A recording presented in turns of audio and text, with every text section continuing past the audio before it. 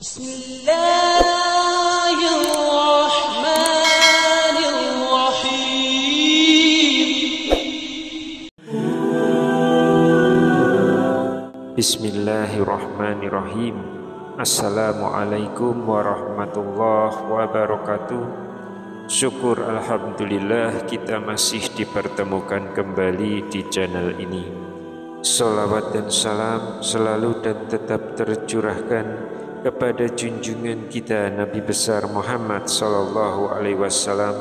Allahumma sholli ala sayyidina Muhammad wa ala ali sayyidina Muhammad.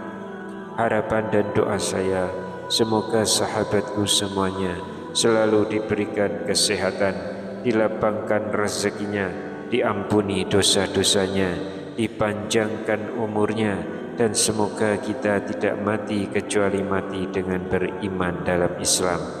Dan sempatkanlah menuliskan sholawat di kolom komentar, insya Allah akan menjadi bukti cinta kita kepada Rasulullah Muhammad sallallahu alaihi wasallam.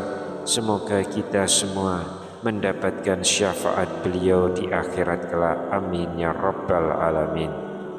Sahabat seiman yang dirahmati Allah, seperti yang kita ketahui dan yakini bersama bahwa siksa kubur itu benar-benar ada, dan tidak ada yang akan mampu bertahan dari azab kubur yang mengerikan ini. Dan kita sendiri mungkin tidak akan pernah bisa membayangkan bagaimana nanti azab tersebut akan terus-menerus menimpa seseorang sejak dirinya dikuburkan hingga hari kiamat kelak.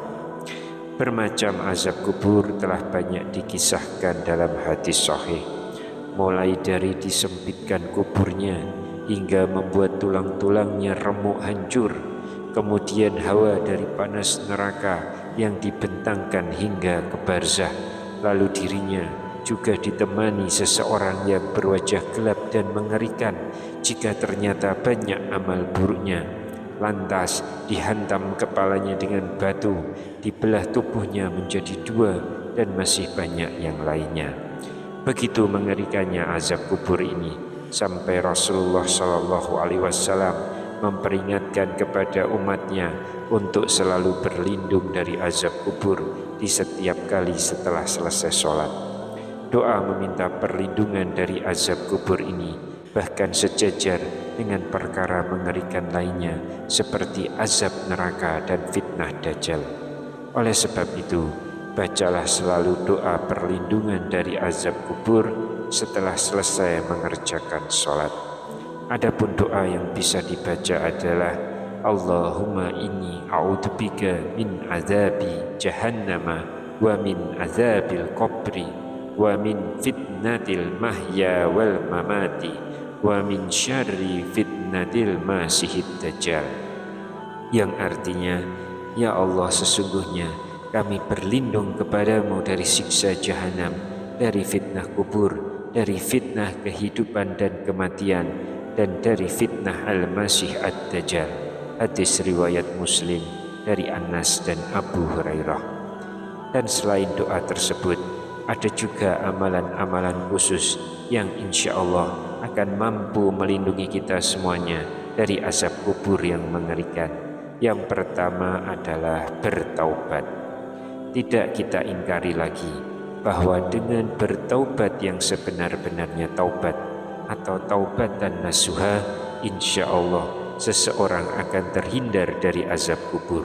Karena kita semua tahu bahwa Allah adalah satu-satunya zat, Tuhan yang maha pengampun bagi hambanya yang mau bertobat dari segala kemaksiatan yang pernah ia lakukan. Lalu yang kedua, menjaga sholat.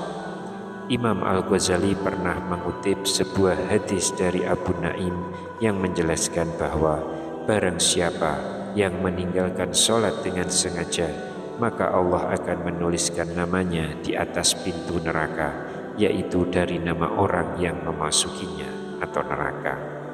Dari hadis tersebut dijelaskan bahwa bagi seorang mukmin siapapun dirinya yang dengan sengaja meninggalkan sholat tanpa ada uzur yang dibenarkan oleh syariat, maka dirinya akan diazab di alam kubur dan namanya terdaftar sebagai penghuni neraka di akhirat kelak. Karena setiap roh yang telah berada di alam kubur, maka ia akan melihat tempatnya nanti ketika di akhirat, apakah akan masuk surga atau neraka. Oleh sebab itulah, menjaga sholat 5 waktu ini akan bisa menyelamatkan kita dari siksa kubur tersebut. Yang ketiga, bersedekah.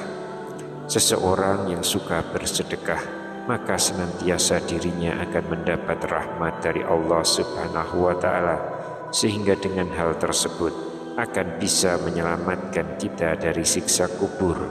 Dan sebaliknya, bagi orang yang enggan menginfakkan sebagian hartanya, maka dirinya harus bersiap untuk menerima siksa kubur yang dahsyat. Pernah dijelaskan dari sebuah wasiat Rasulullah kepada Ali bin Abi Thalib, "Wahai Ali, orang yang dermawan itu dekat dengan Allah, dekat dengan rahmatnya, dan jauh dari azabnya. Sedangkan orang yang bakhil itu jauh dari Allah, jauh dari rahmatnya, dan dekat dengan azabnya." Bersedekah itu adalah sebuah tanda bahwa segala sesuatu yang dimiliki oleh manusia pada hakikatnya bukanlah miliknya, melainkan milik Allah yang juga harus dibagikan kepada sesama.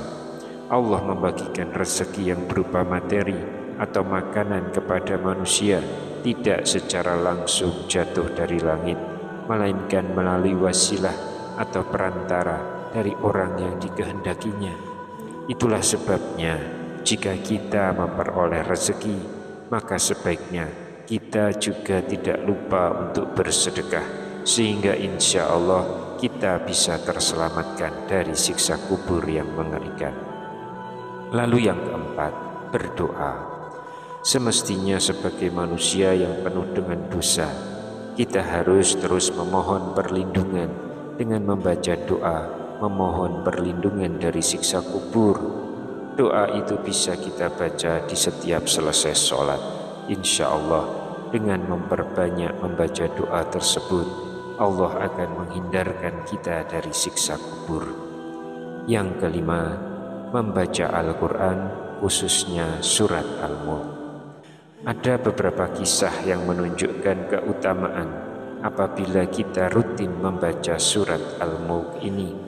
Salah satu kisah tersebut adalah riwayat An-Nasa'i yang menjelaskan, barang siapa yang membaca Tabarakalladzi biyadihil mulk atau surat Al-Mulk di setiap malam, akan terhalangi dirinya dari azab kubur. Oleh karena itu, banyak ulama besar yang menganjurkan kita untuk mentadabburi surat Al-Mulk ini.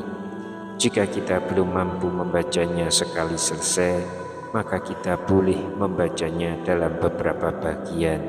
Misalkan 10 ayat pertama kita baca saat sholat qobliyah zuhur, kemudian ayat-ayat yang berikutnya bisa kita baca saat sholat asar ataupun sholat maghrib, ataupun 30 ayat tersebut dibagi hingga sampai sholat malam tahajud.